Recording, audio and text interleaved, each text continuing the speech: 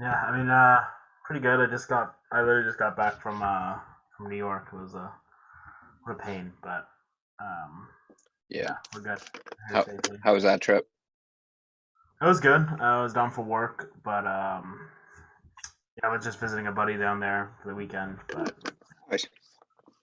things always unexpected happen and annoying, but can happen. I was on this topic of cars though. Was like trying to sort of hypermile the M4. I've been like on the average thing all week, and I saw it climb from like 23 when I was around in the city, then adding some like highway miles, and then went to 25.6, which I'm That's honestly impressive. shocked.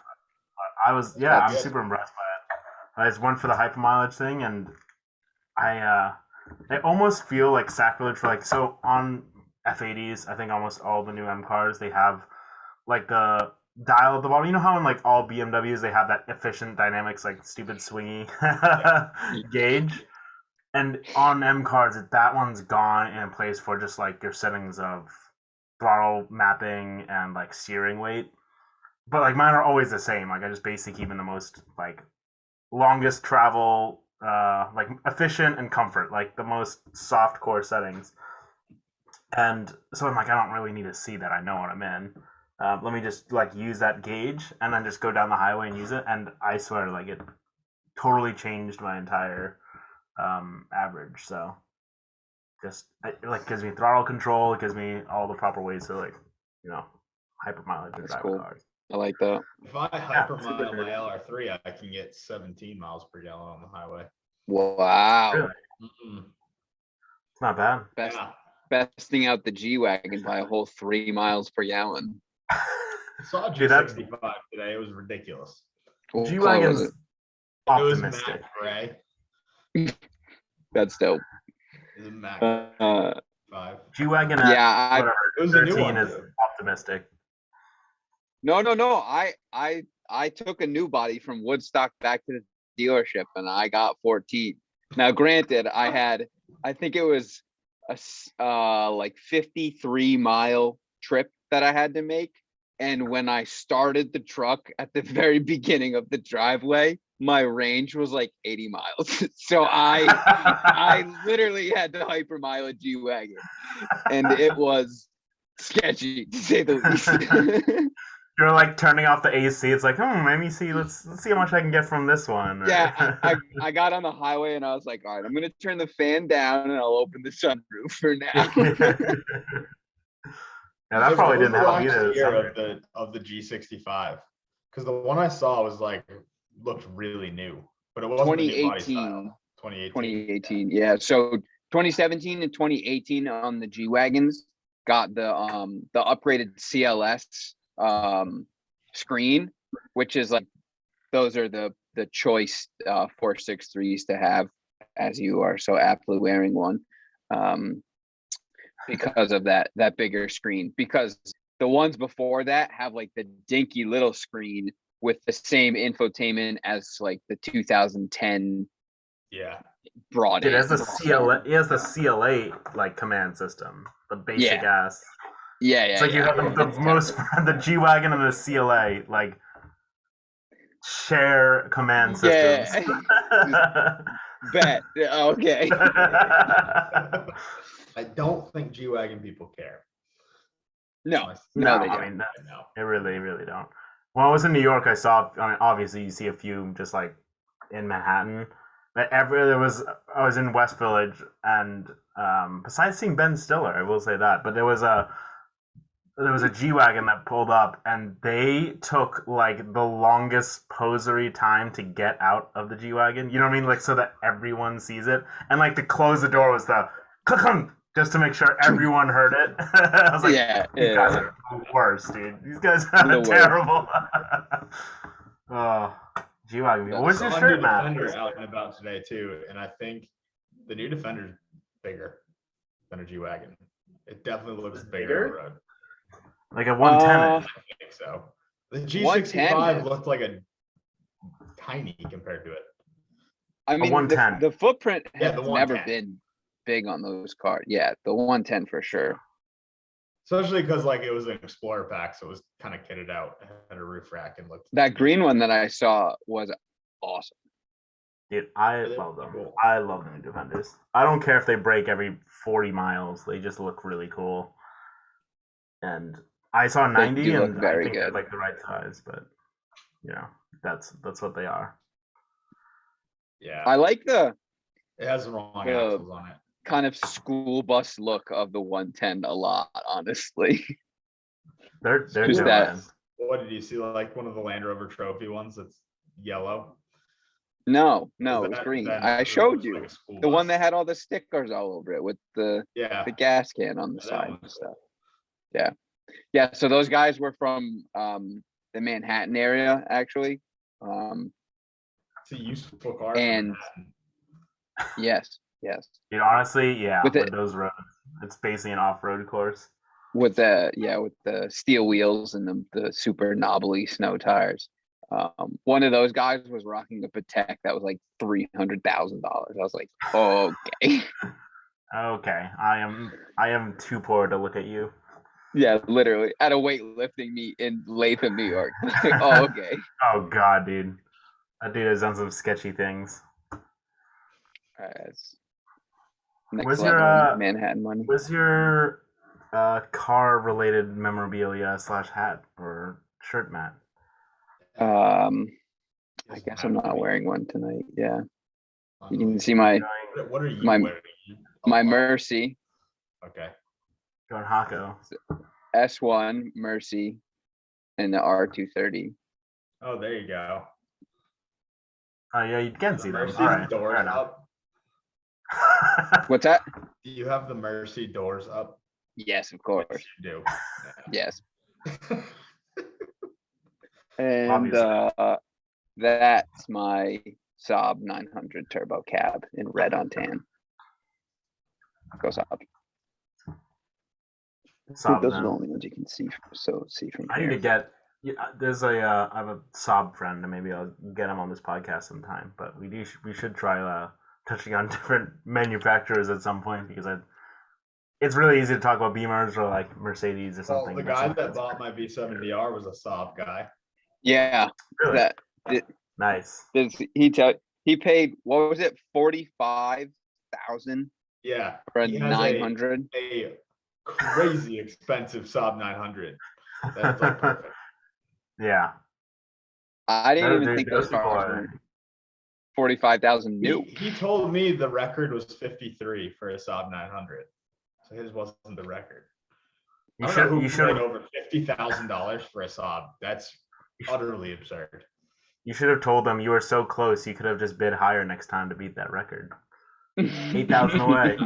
You were almost there, man. That's funny. He's close. Yeah.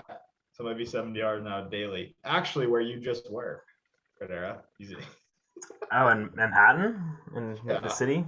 So Oh, it's wow. gonna be beat That is the a fuck by the end of next year. yeah. That is gonna get roughed.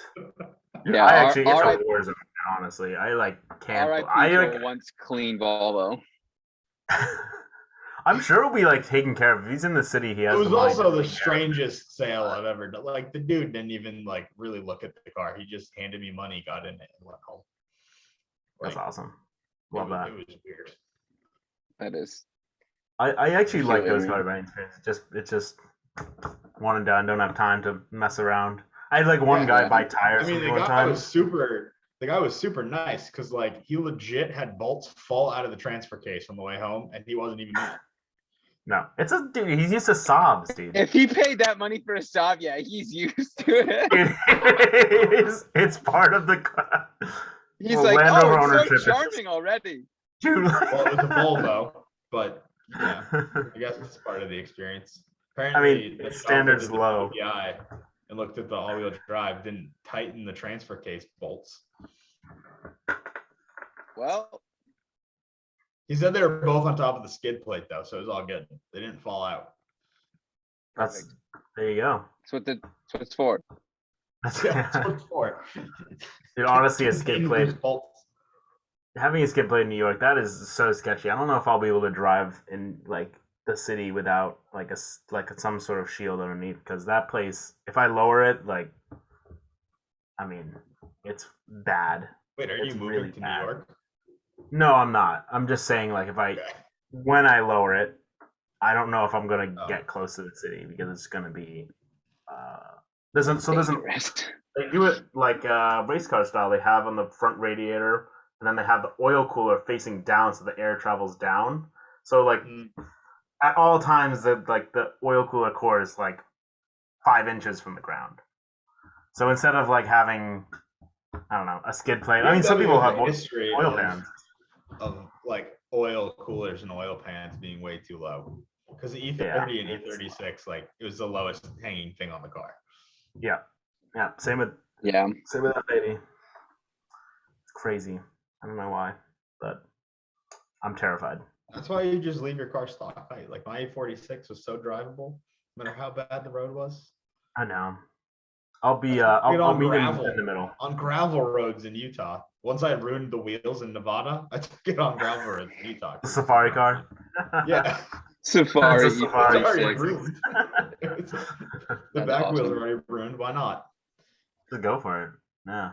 Yeah.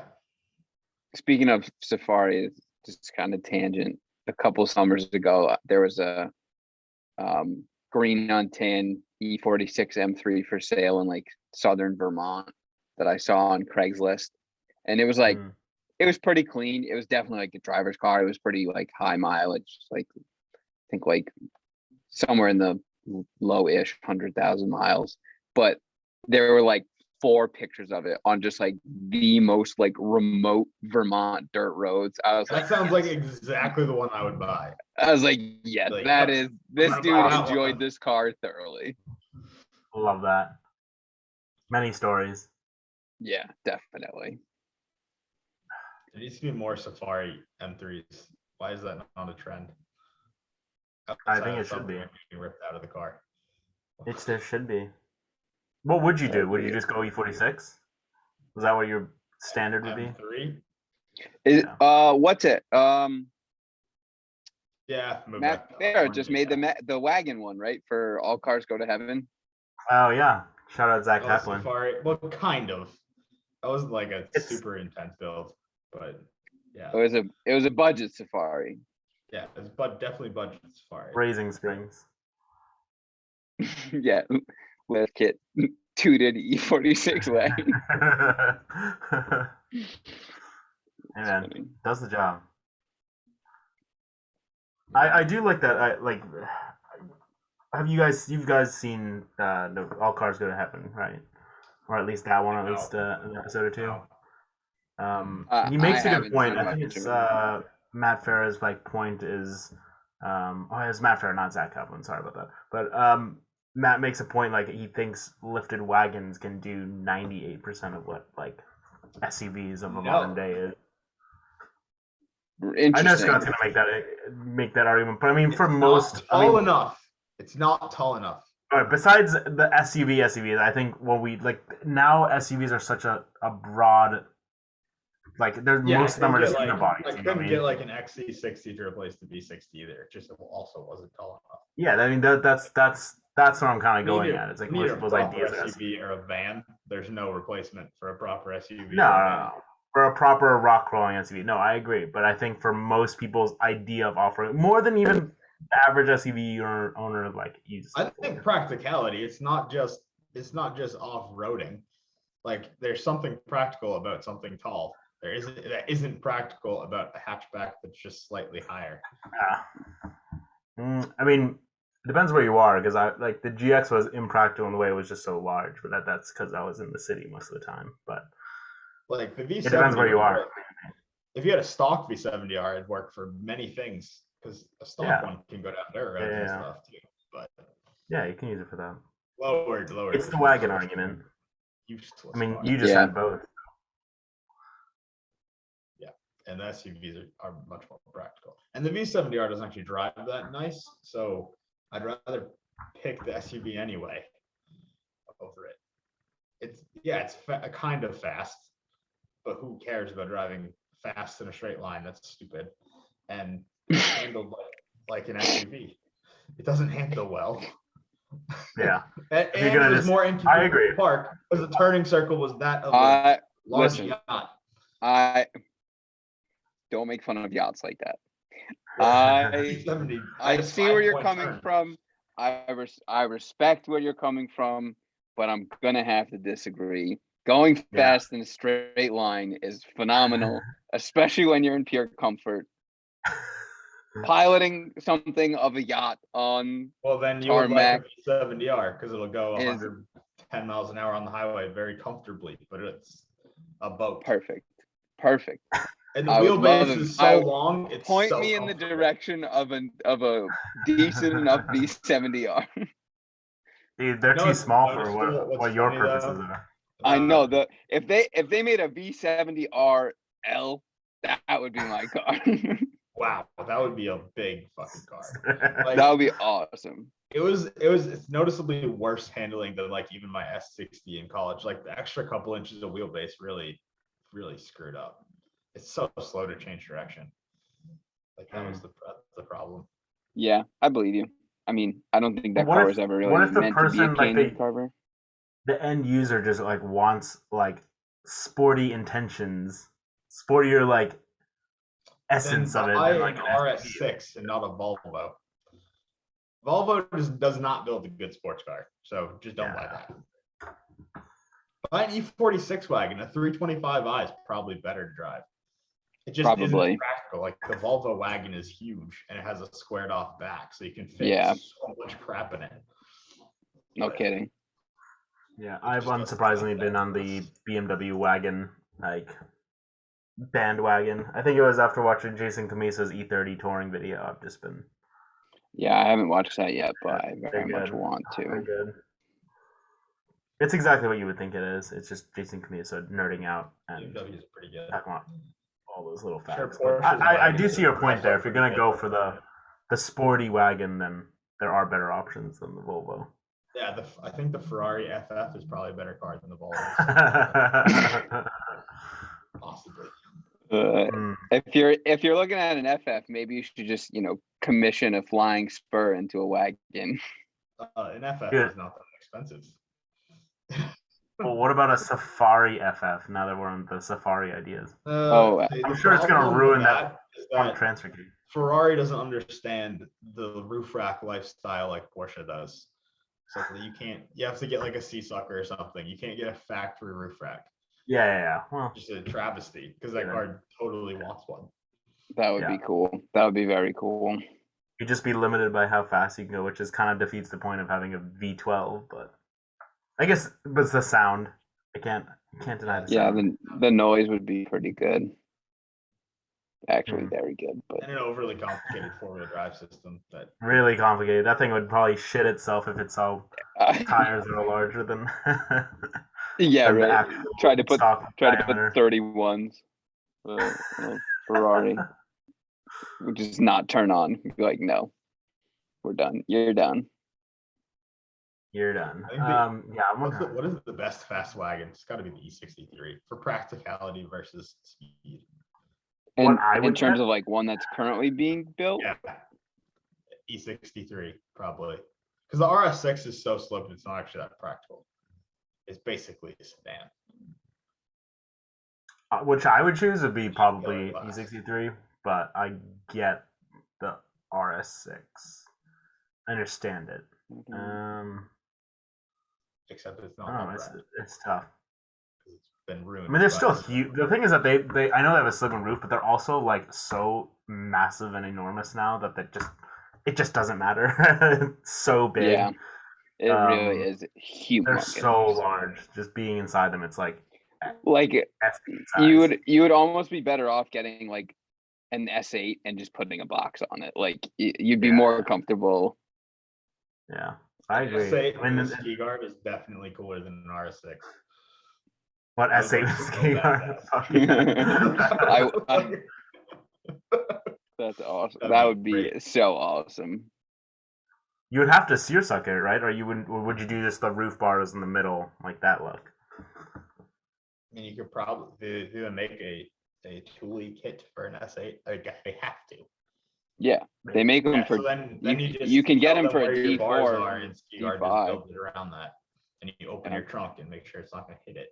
and tell them. There is a like Air factory guard. Audi box, Yeah. but it is only one No, I size. saw a factory Audi box on a Toyota RAV4 last week. I was Interesting. like, that has 4 rings on it. That's weird. It is weird. Close. Probably bought it off like Craigslist for $75 or It something. was a hand-me-down. Yeah. That is on brand for the Rav4 owner, especially if they didn't actually go out and purchase it, like they just like got it or it was a good deal. Like whatever brand, doesn't matter. They're not gonna buy that. Yeah. You're not gonna see a Went on Rav4 owner try to Facebook get a ski Marketplace. guard. Yeah. Went on Facebook No. Marketplace and just searched roof box, and then they were like, Yeah, "Oh, this looks fun." this one's local. Yeah. It started off at like 300. They're like 250.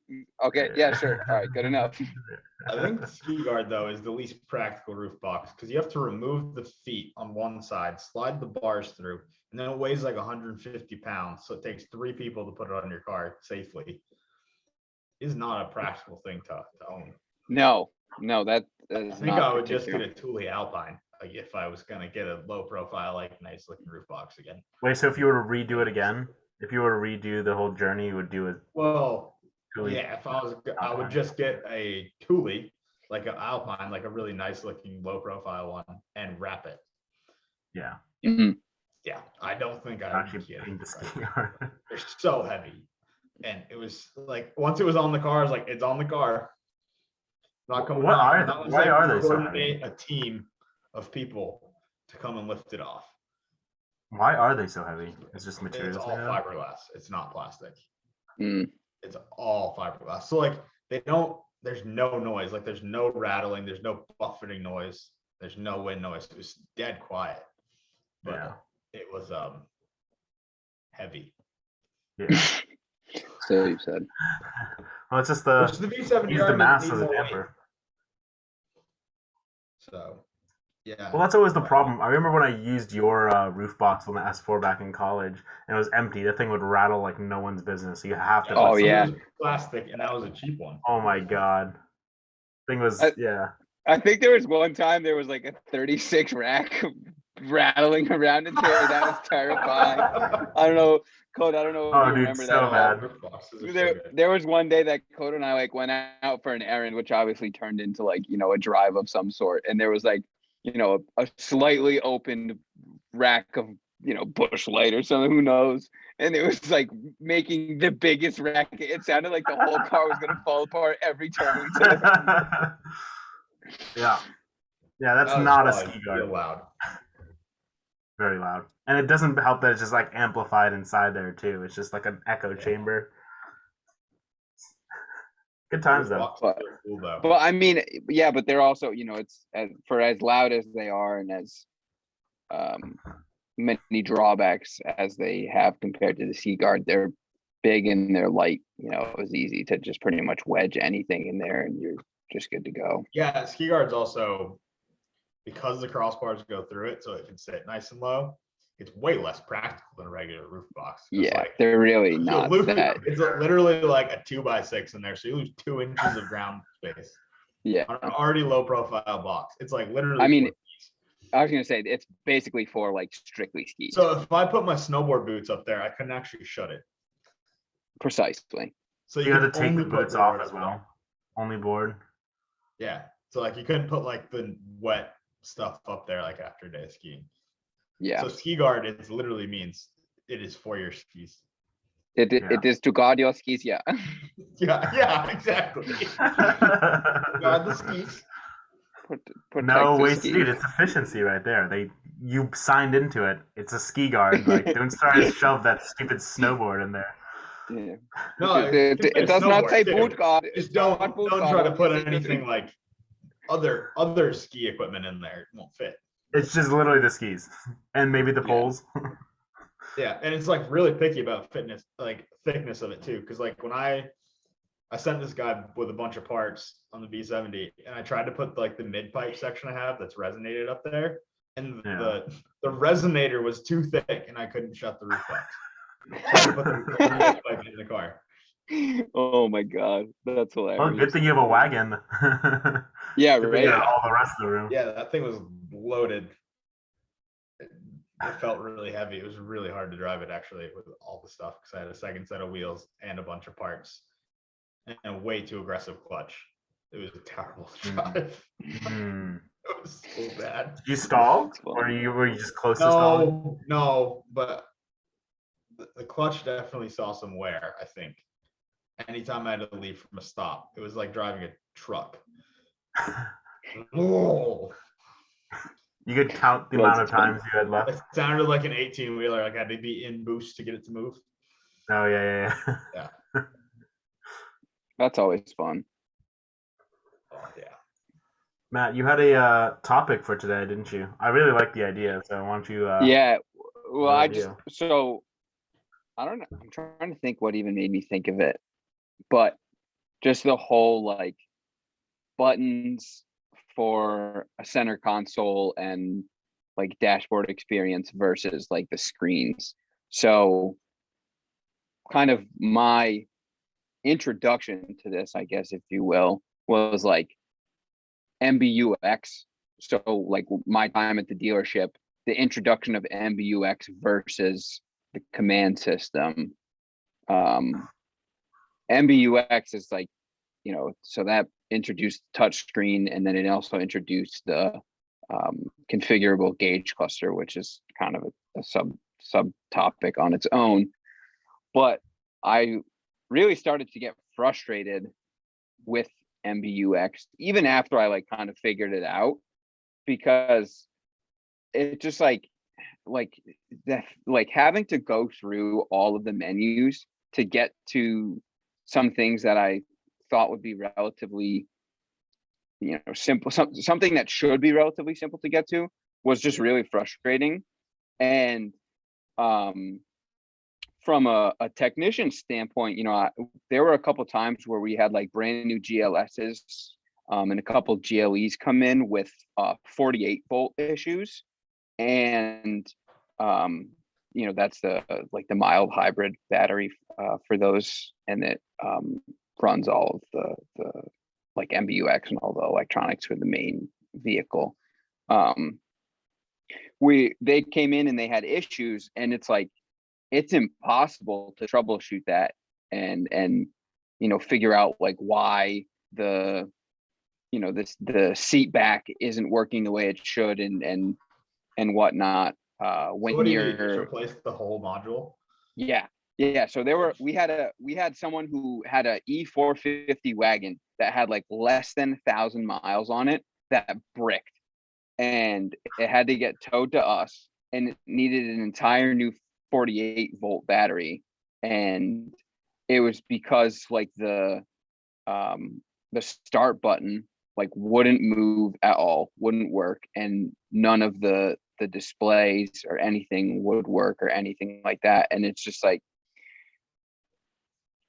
that was a little bit tangential, but Mercedes has all these features, and it's so hard to get to them quickly and honestly, in my opinion, safely, for especially the Mercedes contingent while driving, that I don't want to sound like a crotchety old man where it's like, oh, back in my day you just had a button to press. But it's like you look at Porsches, I am a crotchety old, yeah, but like you look at something like Porsches, or honestly even like more budget cars like a Toyota or Honda, a Nissan or something. Yeah, Honda's. And Yeah, I think we'll go to that later. Thing, right? Is Honda finally brought back a real knob for volume. Well, yeah, exactly. So it's like my boss at work had a Pilot, and there's no volume knob. It's like the touch sensor. It's like, how frustrating is that you need to like feel out a haptic button while you're trying to drive? It doesn't seem as bad as like Volvo's new system has the climate controls as pure touchscreen, and that's dumb as shit. So does the T-Rex, and I hate it. That. I hate it. It's like, what? Like my 300E had a wheel, okay, and there weren't even temperatures. It was blue, white, and red, and you just scrolled the wheel to where you thought you wanted it to be, and there was buttons for fan speed, and there was buttons for airflow, and it was simple, and it worked. And now obviously that car is like way too old to like also integrate the screen, right? But look at like the 222, for example, or I actually really like the BMW's model of it, where they have like each zone has its like preferred fan speed, and then you can use the little knob to control if you want it to be hotter or cooler air at that specific temperature.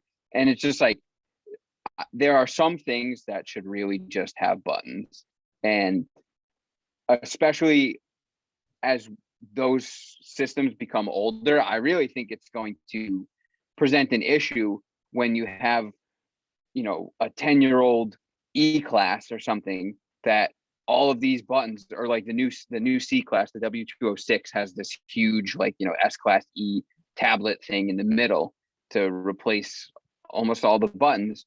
I really think it's going to be a problem, and not so much in the sense that like it'll look bad because it's aged out, like kind of how, you think about like the 918 or the P1, they have these, now they're like dinky and kind of funny looking screens on their center consoles, but that really was, those are niche vehicles. Kodera's RS7 like infotainment and my E46 M3s that looks terrible.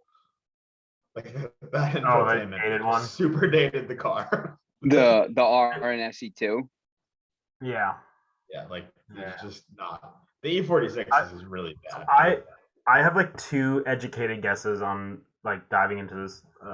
Like we'll just start it up, but so I think there's two major factors on why manufacturers are going to this. Well, let's say three. First one is just marketing led. I mean, for most people that just like normies that get into the car, besides like old farts like us, new go into a car. Buyers. New car buyers, yeah. Get into a car that's like all touchscreen, shiny, and they go like, "Wow, mine has like a knob for this. This one you can just do it on the screen. That just seems so easy." But like, they're not looking at every review. They're not actually testing it. They're just new car buyer, go in, buy a car, leave. Right. I think another one's to add to that is cost. Just to be able to like have a programmable, like you build a screen. And you have like whatever computer that's absolutely, yeah. I mean, they don't have to actually like manufacture buttons. One, yeah, right, absolutely on that. It's just a screen, which at this time with like the economies of scale, building a screen costs like $0 to have a screen. Yeah, really. less than $1. It's nothing. And then the other one is just like there's so many features on modern cars, and like if they were to actually have a button and like have proper, I mean, you saw Porsche on the last generation, like the Panamera has like the 400 buttons. I loved it though. I loved it. It looked like a jet plane, and I loved it. Okay, I know. It was like you had a button for the spoiler, you had a button for the exhaust, you had a button for the the headrest. I like it. And with a screen, you get rid of like blanks, which is kind of nice because blanks, like the Porsche Panamera, a base Panamera from last generation. Oh, it's sad. It's sad. There's a bunch of chrome tabs. Sad. Yeah, there's nothing quite as sad as a base Macan, and it's just like empty leaflets. It's just a blank. It's a window blind at that point. It's just empty brakes going down the. Yeah. And so it's a different model. And I think now you're seeing like Volkswagen. The biggest complaint with the new GTI or the ID4 is like this user interface is atrocious. I also think that Tesla was almost like a wrong example in that they were able to make their UX like actually pretty nice and like iPhone like tablet like, let's say. But the rest of the industry is not doing that, right? Like you buy a cheap Android tablet, it's not an iPad experience, even though like when you see it and when you like in theory use it, it's the same, but like the actual execution isn't the same. So it's the execution of like being able to do it, like not everyone being able to do Tesla.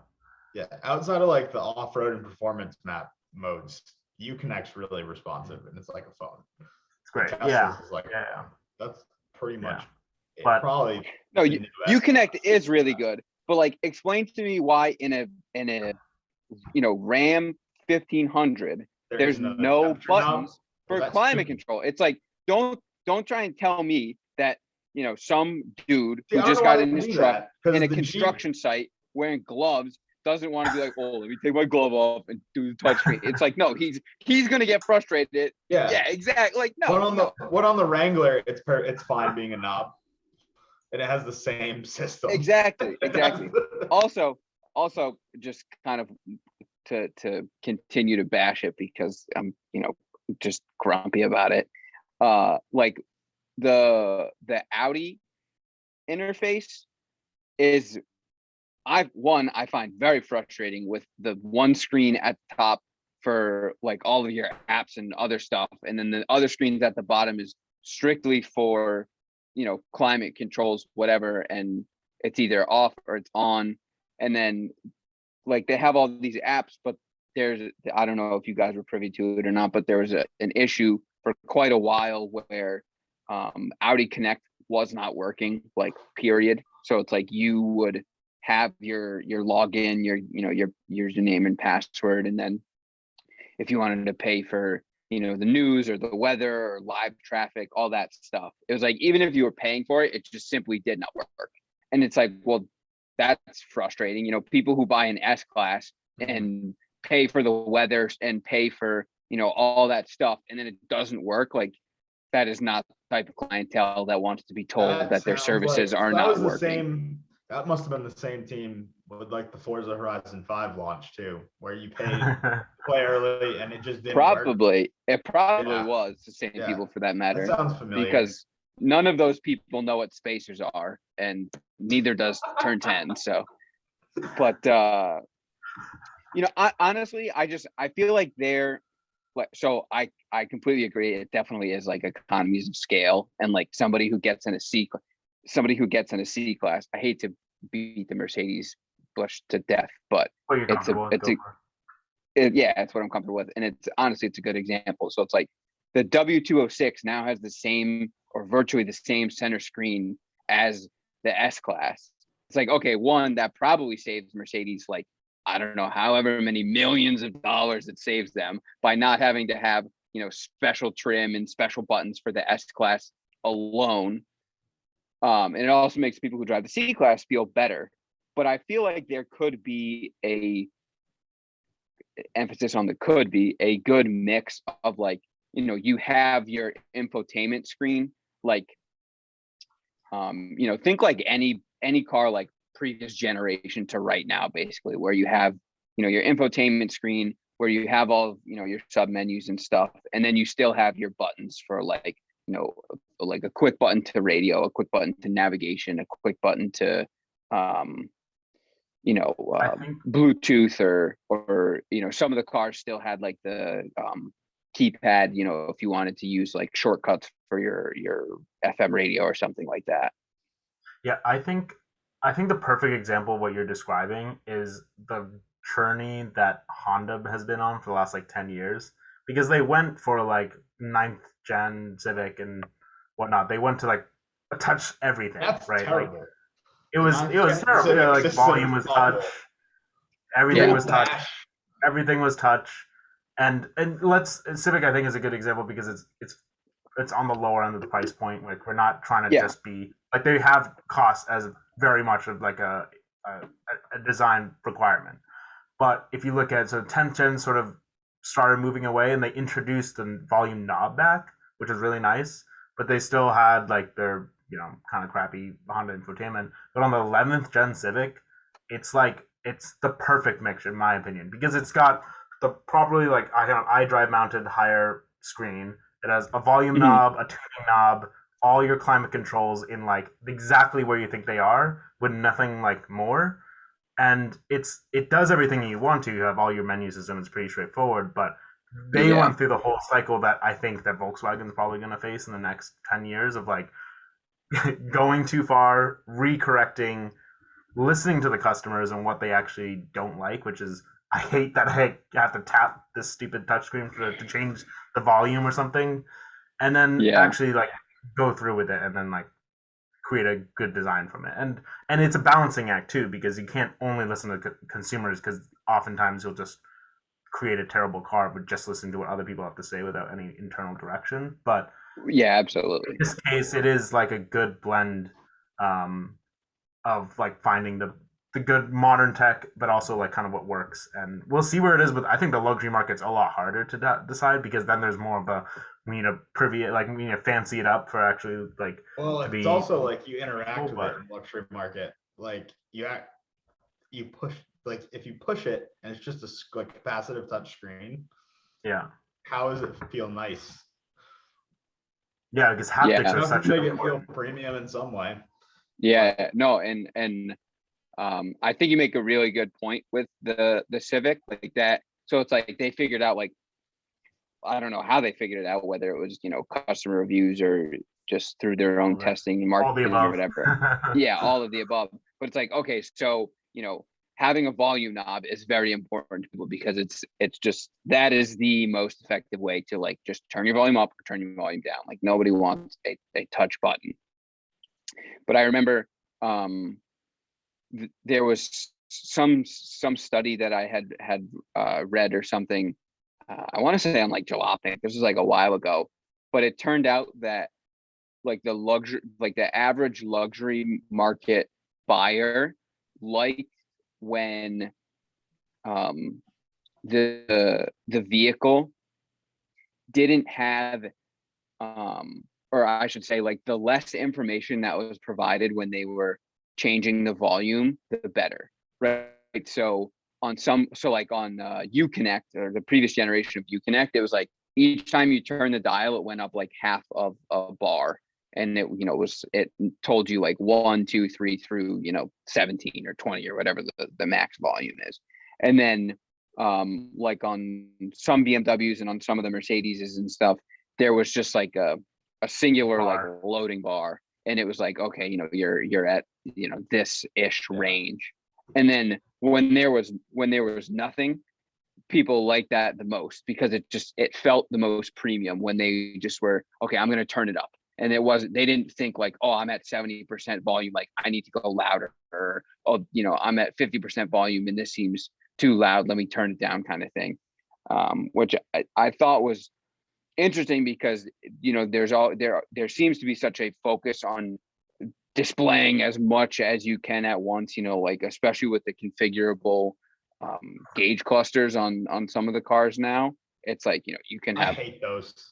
I like it's gauges, but I'm also in the camp of like everything should be a button. I hate screens. Like I deliberately sought out an LR3 that didn't have nav so I could have a cubby, which was really hard to find because like finding a base model was nearly impossible. Like a real base. that's like the model. most anti. Oh, dude, finding It old doesn't have luxury AC. cars. My LR3 Does doesn't it even have intentionally? AC. Yeah, intentionally. There's no AC. Someone's Okay, no AC. all right then. You do you, pal. Yeah. Remind Matt, me to not Matt get in can't that be seeing thing. caught dead in that. I do. No, I mean- Going back to the point of the way you were mentioning volumes, though, like going from the Lexus GX, which is, let's say, like an infinite resolution knob, right? Like it's a smooth dial. There's no clicks in the volume knob. It's just one smooth Yeah. kind of old, like receiver type volume knob control, right? Yeah, like But- tuner receiver. Yeah, but there will be a number that's associated with it. So you'd be a volume 32 or volume 33, and Yeah, it'll go up like that.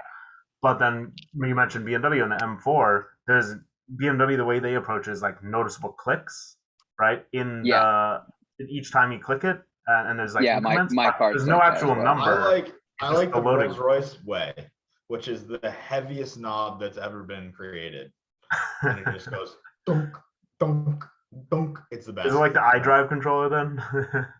The big thumps. It was better than that. I'm sure it's better, but It's the like, same kind they're of all period. aluminum. It's gorgeous, but it's also like the heavy. Every switch in there is just as heavy as they can make it, and every knob has like, it feels like you're turning an actual piece of machinery What is this in you're saying? of Rolls Royce. Oh, The best. well, It's the best. The The best. headlight switch is the best part because it's like there's no reason for anyone to have a headlight switch that heavy, but it's just like, oh yeah, it's like that it's like little. a It looks like a bank vault. tie. You're undoing yeah. a safe. It goes click. You put it in auto or not on. Fantastic. That's one of those things. I've never been in a Rolls Royce, and just visibly, like just looking at pictures or videos, like you can't get that perception across. Like to me, it just looks No. like Especially a BMW roller button. because they don't like do technology.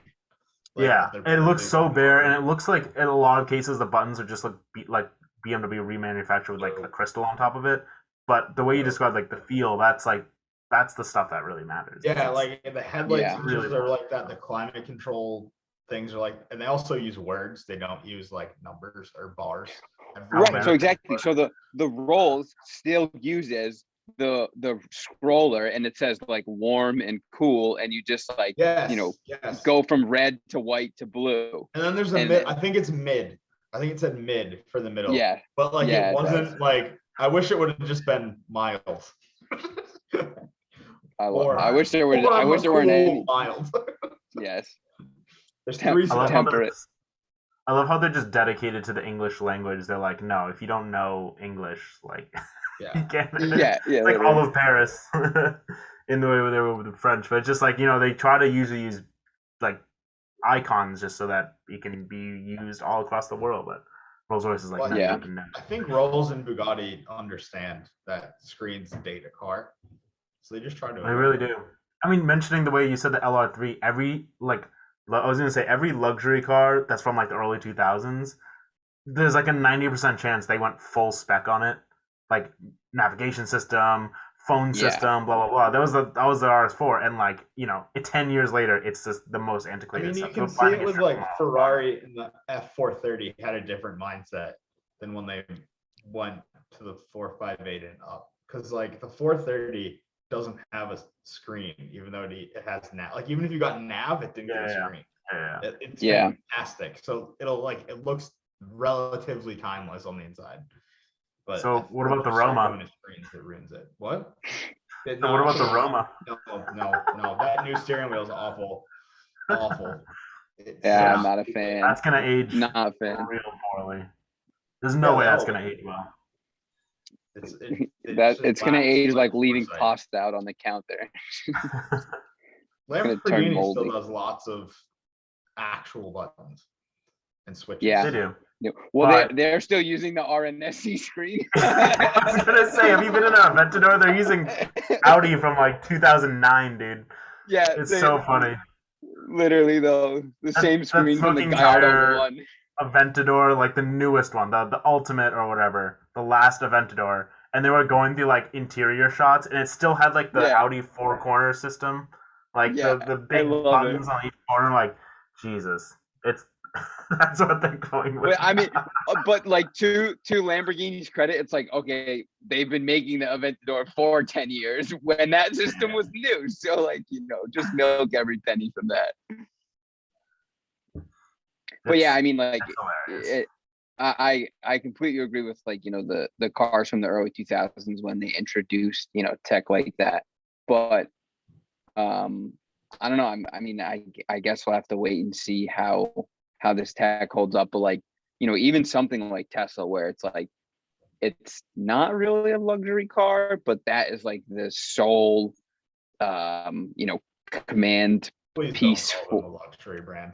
Well, Nothing they're they not. make They're is not. luxury. They're expensive, but they're not They call them luxurious. But Nuvo it's like, luxury. yeah, I think the luxury They're are very they're like a Volvo.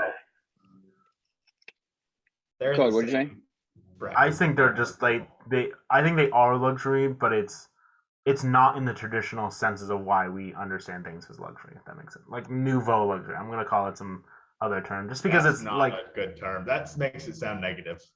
it kind of is. Yeah.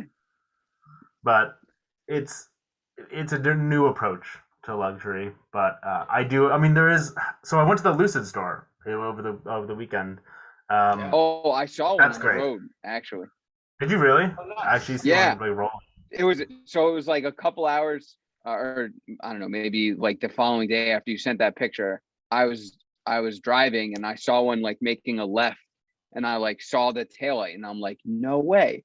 I'm like, what is this? That's so What is this cool. gold brick with a big taillight? And then it like dawned on me. I was like, oh my God, it's got to be a Lucid. Unfortunately, I didn't get a good glance at it, but I was like, wow, what Dude, timing the that. fact you're able to notice it from that far is, I mean, that speaks. Pretty that speaks- unique. levels about it. I've seen one. And I mean, I it's also really keep not my eyes like- out for literally anything beige on Just the the road red because there are no other beige vehicles on the road. That's true.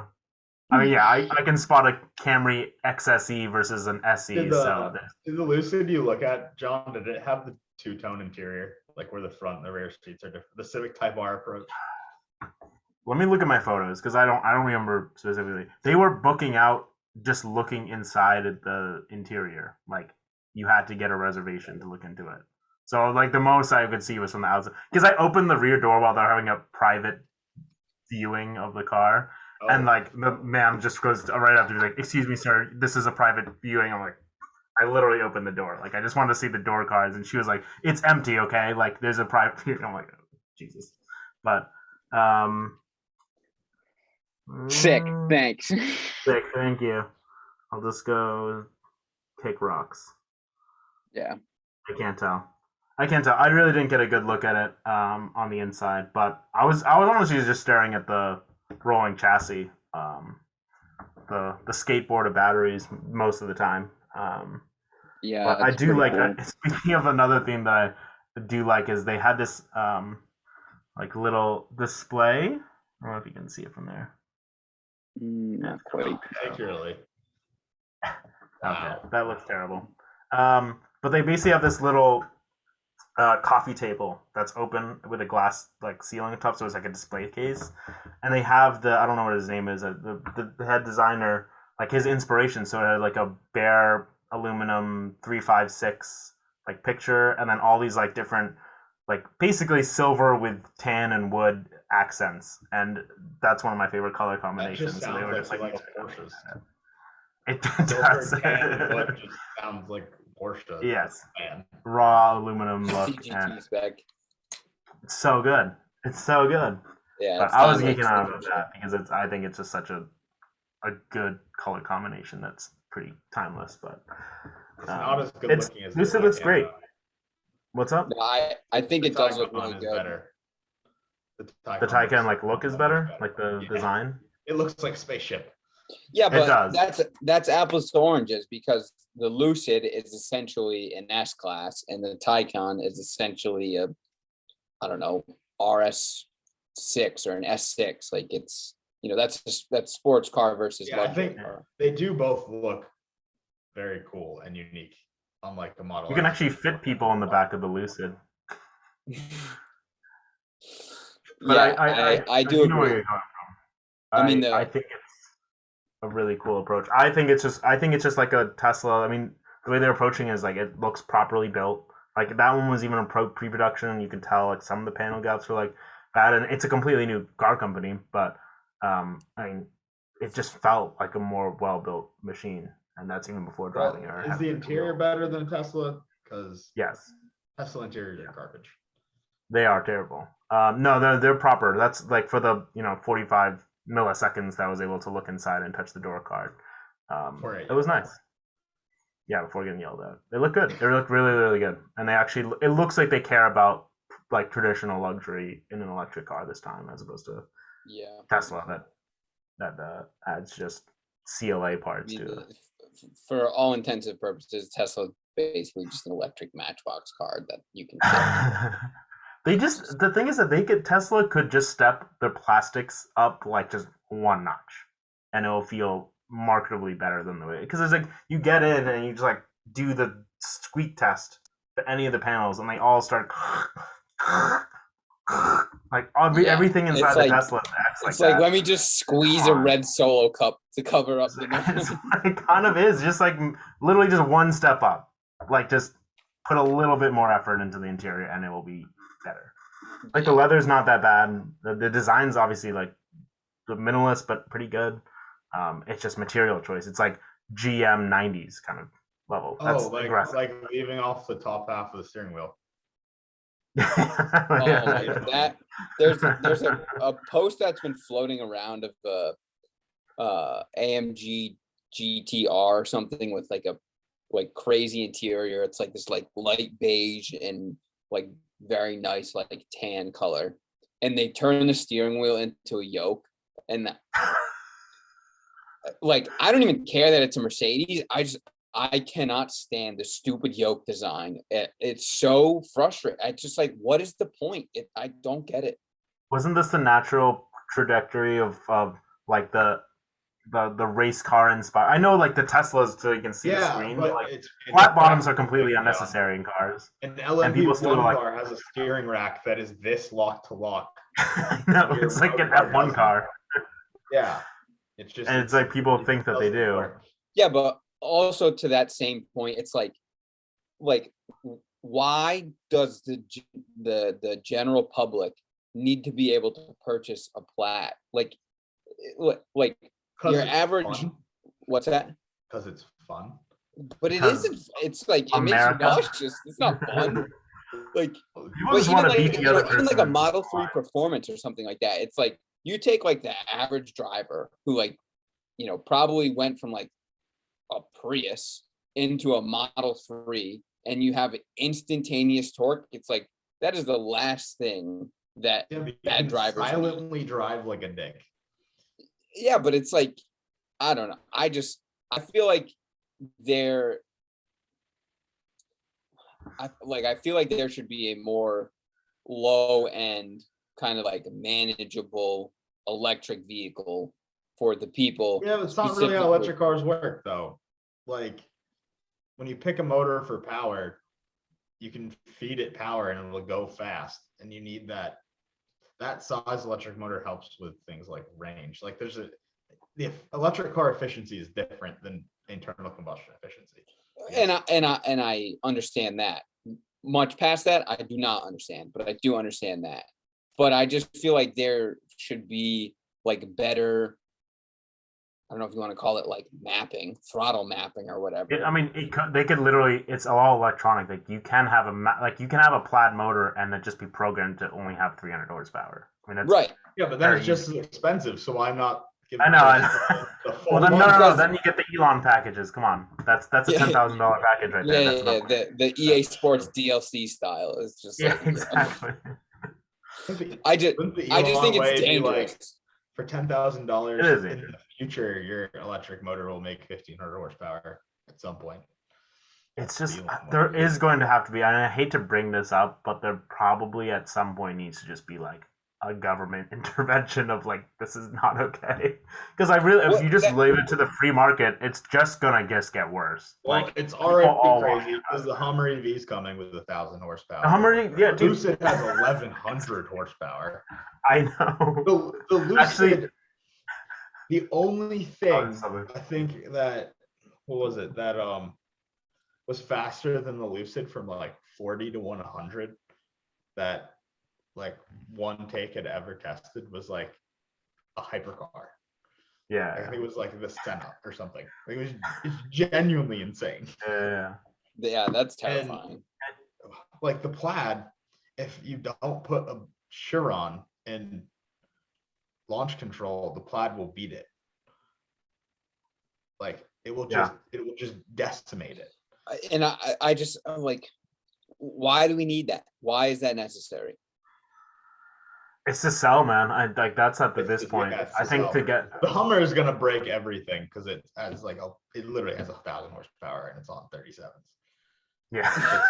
It's the most It's gonna ridiculous literally motor break ever everything. built. That is modern America. This is America. And it's One of the cheap. funniest things was seeing the Throttle House video of the Hummer, and Thomas Holland was like, I don't know if roads can like handle this level, like It weighs actually 10,000 pounds. street road. It's like over 9,000 pounds. It has 37s. It has over 1,000 horsepower. It's like, all right, this is getting genuinely out of I think hand. the Like, what is the Rivian, road? Rivian's taking? like there too, right? The Rivian makes Yeah. 850 horsepower and it's $80,000. Yeah. Electric cars It's- just I make mean- so much power for the money compared to everything else. Yeah, and it's going to become the norm. I mean, I've said this before. It's kind of why I just like have zero interest in making gasoline cars fast, because like in an exponential There's a guy in growth, a Rivian that doesn't care about Oh. speed at all will destroy your car. Even if it's 100%, making 600 100%, horsepower. Yeah. and like- like without trying, with like just leaning into it. Don't know downshifts or anything. Yeah, like I don't think Rivian markets speed literally at all. They market like outdoorsy electric sustainable vehicle. Yeah, they And it well, they just market happens the to have hole. They 850 market the hole horsepower. behind the rear seats where you can stuff things. Yeah, That's what they're Rivian marketing. has no interest. It's not even like the Plaid where they're interested in speed, or the Lucid where it's speed and luxury. It's just a I truck. also think for the selling point, I think people that are just like kind of car obsessed or like even looking into it a certain amount that are like more speed obsessed are the only ones that know about that. Because actually, when you go to the Lucid store and you look at the different stats, like it says a bunch of honestly unnecessary shit, like over 900 volts. Like people really don't know anything about that. But Yeah, that's irrelevant. power to everyone figure- but engineers. literally, no one but engineers understand what the like amperage that's coming out even means. But Well, to get the Lucid Air like with 1100 horsepower, you'd have to spend quite a bit of money. that's true. No, but Yeah. my point that I'm getting to is that on the actual stats sheet, it says over 600 horsepower.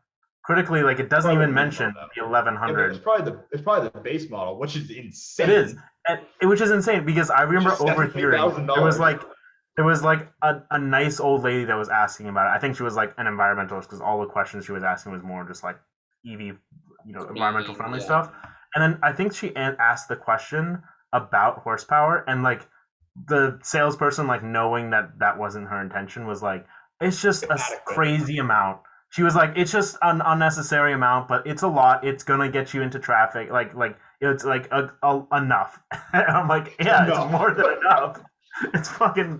That's the Rolls 800 Royce plus answer. horsepower. Here's the explanation for the 1100 horsepower one. So I was like, so how fast is it? You're like, it's insane. It's enough. It goes. It's enough. Yeah, But, like, I just the- can't imagine What like if she you gets put under into the gas this pedal whole so you like can never rich go lady full gets throttle? into the Lucid and then accidentally like coughs and then just gets sent back accidentally 30 stabbed her child, years. breaks her neck. Yeah, they could do what Rolls Royce does and just say sufficient power. Yeah, it's Think kind they're- of wild actually. That they're Lucid wild, is man. selling a car that makes more power than the Veyron for $150,000. Yeah. Yeah, that's 10 years of technology crazy. for you. It's just And I mean it doesn't and have, it's a sedan. Yeah, right. What is it Comfortable. running like a quarter? I know it won Motor Trend's Car of the Year this year, but like if I had to guess a high 9 for the 1100 horsepower. That's my guess. it's I a wanna low see- it's a low 9. This is 9245. It's so unnecessary. Oh my god, that's Oh, I'm telling you. 150. Ooh, what? 150. Bro, Betty is gonna be killing her neck. There's gonna be just unintentional suicides. Oh my god, old people are gonna be dead left and Dude. right. Absolutely no chance, dude. Their organs are just gonna get rearranged. It'll be I think internal. that's the bleeding. craziest Just part they're actually about the Lucid is that it actually has top end, because the Plaid runs out of steam at 150. No. The Plaid does. That is like finally set, but all the previous Teslas lost steam at 120. yes. But the It's Plaid, like- their whole thing is that it just keeps going. But 150. someone's gotten a Plaid into the Wow. high 8s, so it's just completely Yeah. unnecessary. that is like textbook unnecessary. Does the Plaid go in the 8s? Dude, there's no I don't think way. there's anything more unnecessary than a Plaid, but There's no way a Plaid goes in the 8s on factory. Holy crap, No. it does. yeah, dude, it does. I think they just put tires. Yeah, one on drag radials. Yeah, Did it. 8s.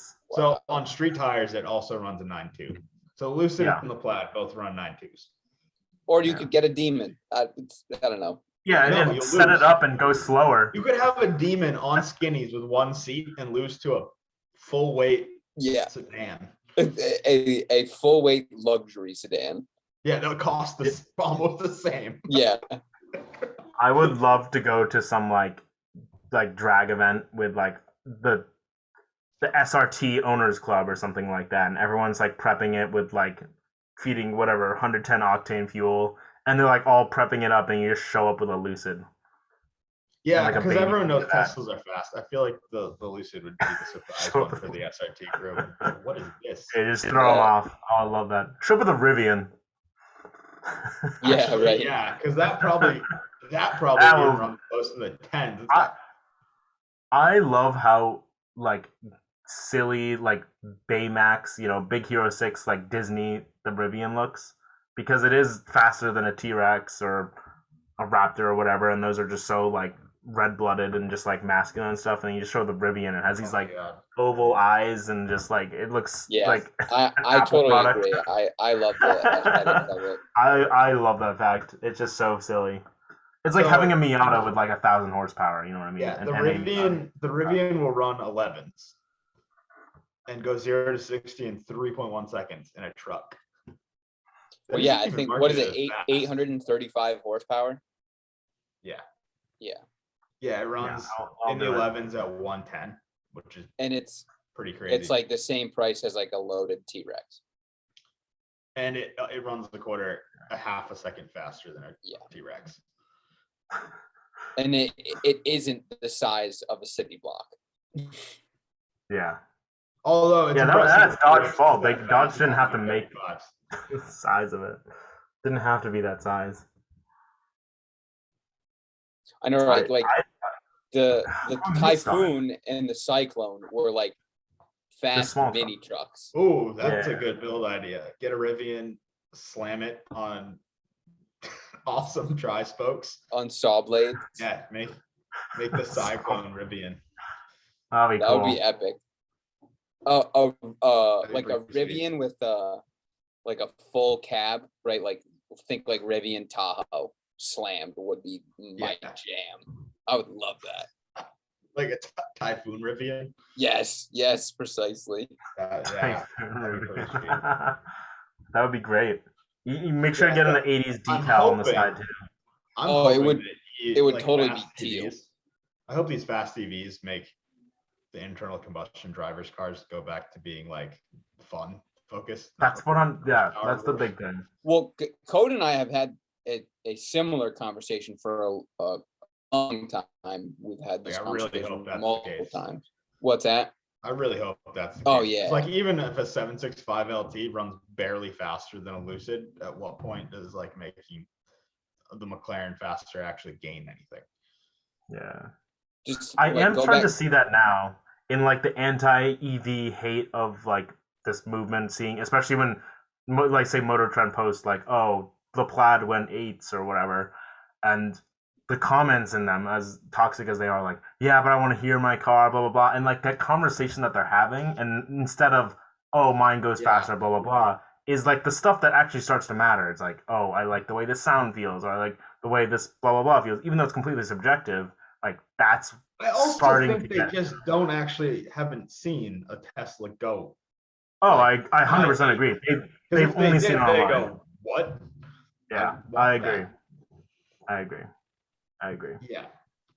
And like hopefully someone can make a half like hopefully this Cayman 8 like the Cayman EV finally fixes the EV being heavy dragster problem. But I'm curious what they're gonna do. Like, it's got to be a big shift in battery tech, right? If they're gonna make it not 5,000-pound Cayman, basically, right? I think Yeah, anything we'll in have the to see. fours with the way like how low down batteries are, anything in the fours is still probably gonna feel pretty planted and go fast. Yeah, I was kind of exaggerating with the 5s, but I'm saying like if the philosophy of the Cayman still to exist on an EV platform, it's gonna have to be for an EV very light, and like to achieve that, batteries right now are just the biggest anchor point. I mean that is the biggest problem with weight for an EV. It's definitely not the motor. That's way more energy dense than any internal combustion engine, but Yeah, the batteries still suck. just the batteries. And supposedly that's like a huge thing that Toyota is doing. There's a lot of rumor mills behind it, but solid state batteries is like why like Toyota made that huge announcement they did a few months ago with like the 14 EVs, because Toyota is like one of the most conservative companies, and they won't say any. They're like the anti-Tesla in that way. They like won't make a claim unless they have everything behind it already like fact checked. Yeah, there is no Um, hype. It's strictly There's fact. they just put it out, and that's what they do. But then there was like weird for Toyota to release like 14 new cars all at once, and so in the rumor mills, it's like, okay, so Toyota must have something that they've developed, because they have mentioned publicly in the past that the batteries are what's been holding them back from like actually going full dive into it. And the Lexus brand in the next 10 years is going to be completely EV, which is unsurprising because everyone is. But now that they made that sort of, in my mind, the real telling point that this is okay, this is the tech starting to move. It's more than just gimmicks, honestly. It's like genuinely good technology and in moving batteries forward, and hopefully the whole recycling thing like also works, because if you're gonna make an environmental point, then I hope it's like a good one as opposed to Yeah. just faking that it's environmentally friendly. So we'll see. It's a very interesting time, but it makes me look at E46s and go like, Well, yeah, yeah. it's kind of like perfect. You can have like a fun canyon car, the right amount of horsepower to have fun and be like safe, and then just have a ludicrous dragster for highway cruising. As And a EVs daily. also happen to be really good at sitting in bumper to bumper traffic too. They are, dude. It's gonna be so nice. And Kind of 2-car garage. yeah, You go to the drag strip and daily drive the EV, and then track the canyon car. canyon car. Or you can have a Rivian and have it be your dragster, off-roader, and your daily. Because Rivian hits a lot of marks, man. America Trail, and it didn't break. Actually, the T-Rex is the thing that broke, because they were using a T-Rex as the camera car, and that's what broke, not the Rivian on the T-AT. Interesting. Wait, who was this? Was this Motor Trend. what magazine? Motor Trend. They did the Trans America Trail with a Rivian, and their TRX was like the support rig, and the support rig ended up with body damage and braking.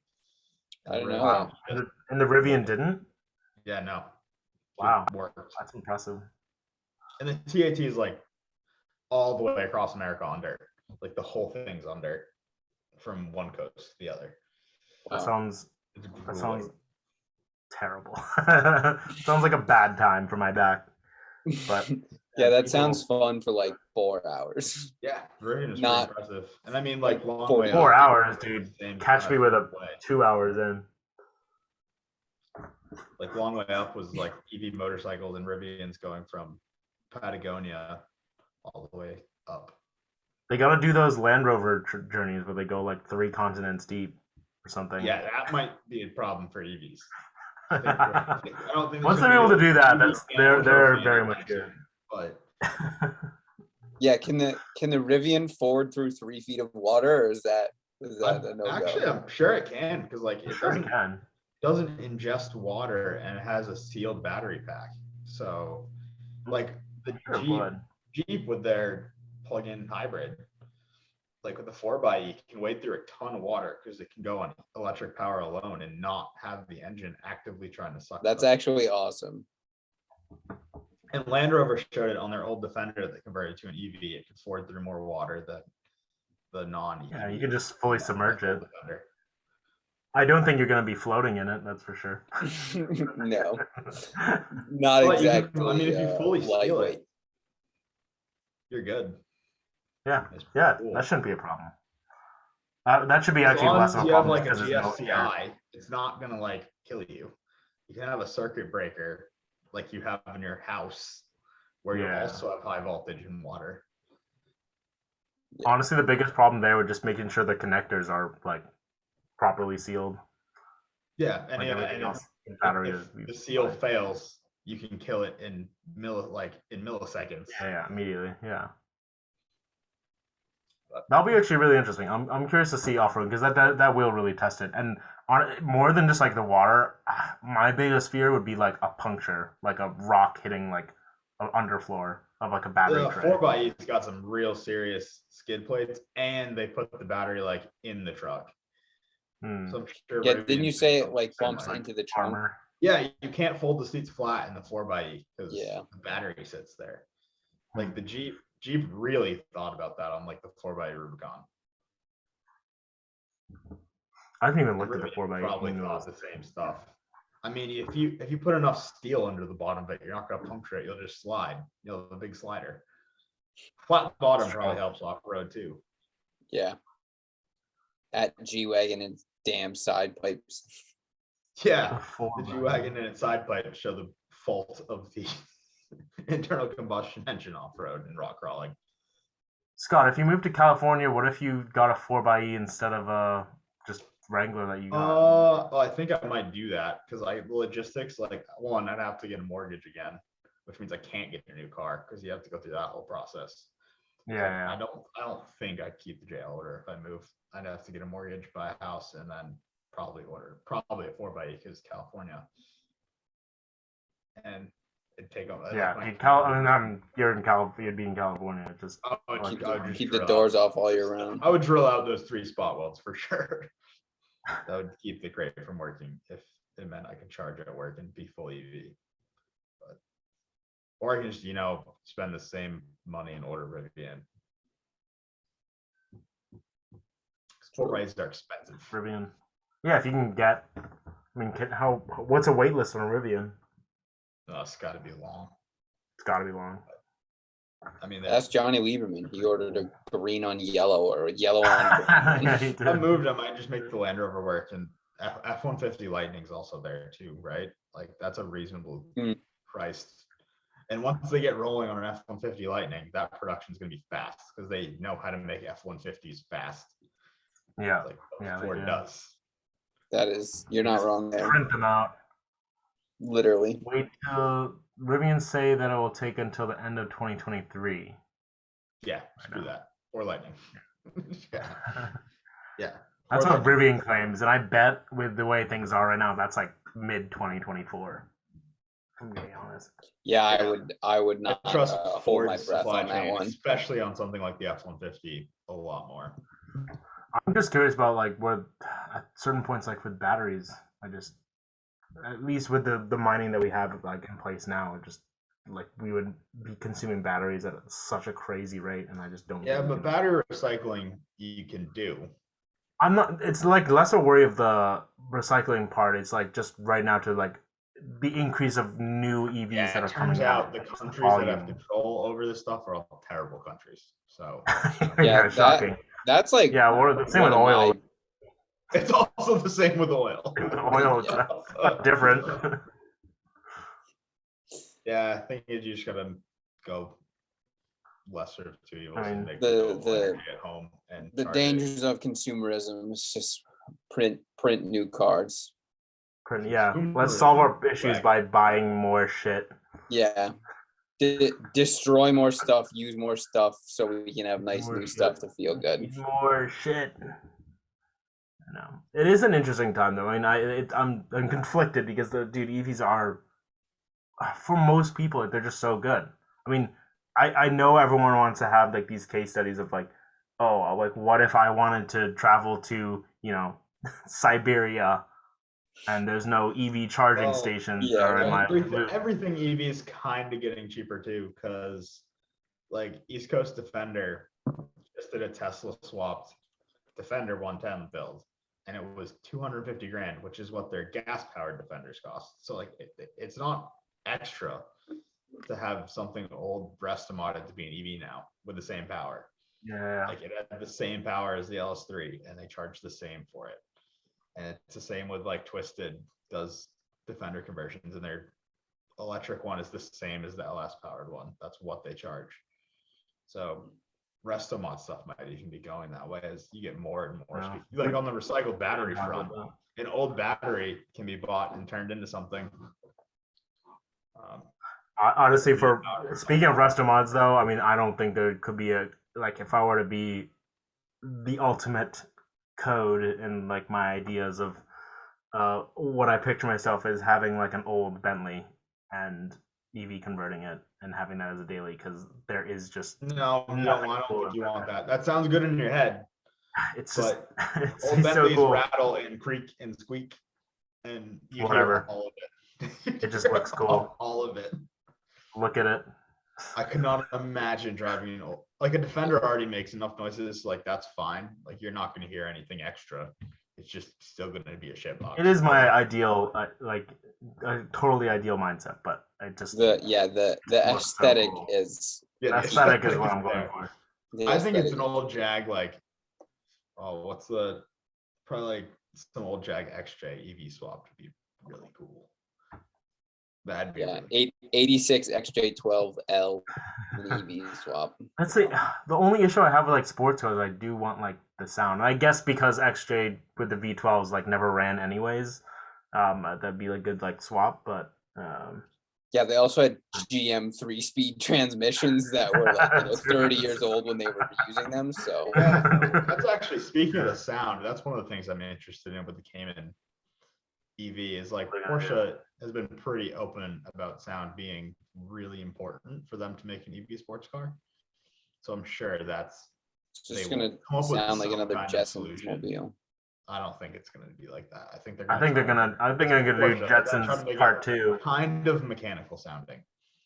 At least accentuate some of the noises that are already there. I think they're don't know, gonna make the a. Volkswagen IDR is loud as hell, but it's all gear noise. Yeah, it's like the worst time. It's like, oh, we're gonna make our tire noise louder. Like I don't want certain shit to like. I don't want to hear. Like that's Cool, just things thanks. that I just have bother a me headache now. now. Yeah, it's like, come on. Just that single frequency, it just gets louder. That's not. That's Yeah, not the harmonic fine. components would be hard. what. Yeah. If that's what makes an engine so special. There's so much harmonic content, but It really is. So I mean, we'll see. It'll be an interesting time. Yeah, certainly is. the harmonic Cayman EV component. is going to be all over California. It's just going to be a California car. 100%. Do you have any like? I guess before we call it, but do you have any thoughts on like renewable fuels or sustainable fuels or like hydrogen or This is gonna anything be like that's not a expensive. battery electric vehicle? Which is, it's going to be expensive.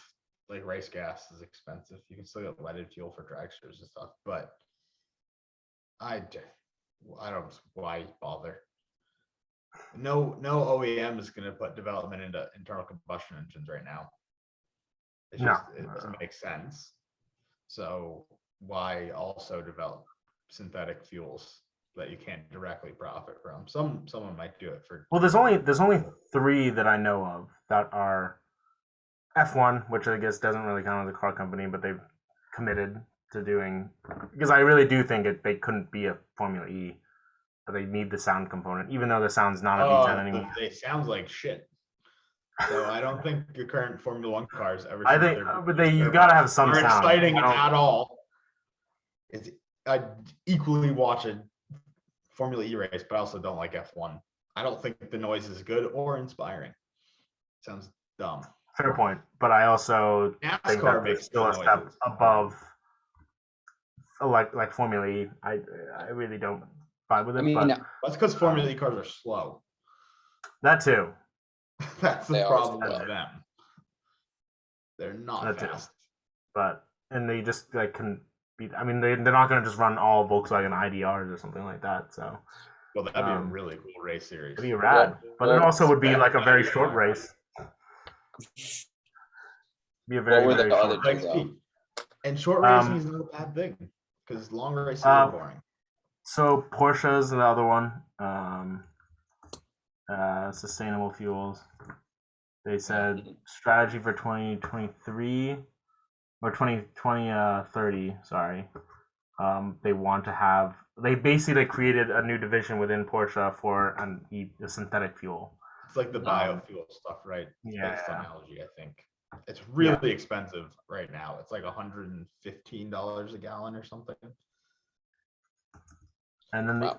third one is not. It's sort of related, but Toyota and Yamaha are working on hydrogen burning engines. Wow, they're Um, still on that horse. They're gonna die on that. Toyota's gonna die on They're that. they're gonna until the day ends. Still on it, but they did release like a GR Yaris that they showed that was running on purely Which sounded hydrogen. funny. That's a funny noise. That's a funny noise, little 3-cylinder. Yeah. But they're starting to do that when they have a V8 they're working with the Yamaha, and they're basically converting the ISF / LC500 V8 5.0 to GR V8 to use hydrogen. So we'll see with that. I think there's just like the huge thing is just having like the harmonic sound component. For I wish motorsports. there was a bigger focus on it because Well, I think there's two sides of that coin because racetracks close because of noise. So like if you like driving, I don't think it's necessarily bad to be quiet. I think you'd have to just learn to like it because you'd be able to have more racetracks. Just period. Like racetracks would last. I don't think. I think racetracks have a shelf life with internal combustion engine cars just because of like NIMBYism. Unless you're talking about like Willow Springs in the middle of nowhere. But Lime Rock, totally gonna go away unless something changes in But motorsport. you can muffle them. It's not like they're impossible. to But muffle. it's still, people still complain about it. Lime Rock has a couple unmuffled days a year and people still complain about it. Laguna Seca is the same way. So like a lot of historic tracks that are closer to where people actually live. I think a lot of car people are in denial about the shelf life that they have unless something dramatic changes. Because even at 85 dB, people still complain about them. And all it takes is like a city council that doesn't like it anymore and doesn't care for the 4 big race weekends that those places have for it to go. Yeah. Well, you're starting to see that in Europe. That's Yeah, happening a lot. that's the other side of it. Like you're gonna lose tracks that are actually close to people. Yeah. Unless Yeah. they're private, like Thermal and Monticello, like they're really private and they won't go away. They're really private and they're really far from everything. Well, Yeah, Monticello they're really far isn't, from but everything. Thermal is. Thermal especially is in the middle of nowhere. Willow Springs is in the middle of Just nowhere. do it. Thunder Yeah. Hill's in the middle of I'm, nowhere. I'm curious about like a Goodwood or something like that. Like Well, Goodwood's historic private. racing.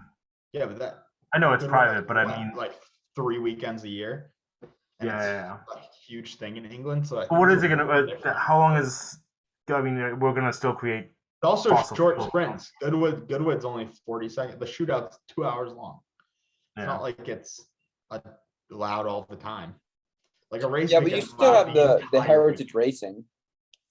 The heritage week. Yeah, they racing, do on the that track. too. But I'm just curious, someone like what's powering them in the future. I mean, I really don't think fossil fuels are just going to completely disappear. It's just going to be volumed less. No, I don't but, think and so. they're And gonna be like really historic expensive. days, I think historic days are Goodwood especially is kind of different. But like regular track days. at Yeah, yeah. places No, like I agree. Lime Rock, Like your regular SCCA sort of like track day or something Yeah. like that. Yeah, yeah, They have a shelf life in places that are convenient for people to go. yeah. As the agree. rest of the world gets quieter, people's tolerance for the noisy bits is gonna get lower. Like New York City already started it with Dude, their it's already- exhaust laws are crazy now.